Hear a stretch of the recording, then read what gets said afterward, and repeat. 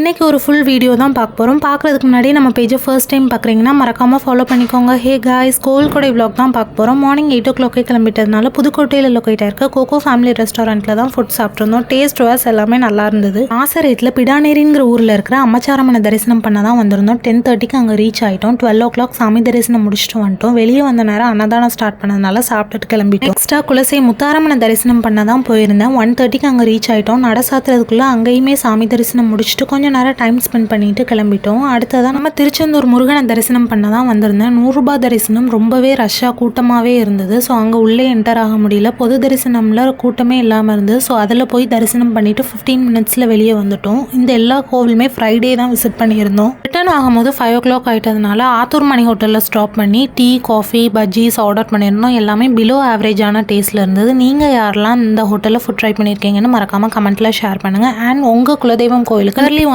இந்த மாதிரி ஃபேமிலியோட போய் நீங்கள் எப்படிலாம் என்ஜாய் பண்ணுவீங்க அப்படிங்கிறத மறக்காமல் கமெண்ட்டில் ஷேர் பண்ணுங்கள். இந்த வீடியோ பிடிச்சிருந்தா லைக் பண்ணிவிட்டு நம்ம பேஜை ஃபர்ஸ்ட் டைம் பார்க்குறீங்கன்னா மறக்காமல் ஃபாலோ பண்ணிக்கோங்க. தேங்க்ஸ் ஃபார் வாட்சிங் த வீடியோ.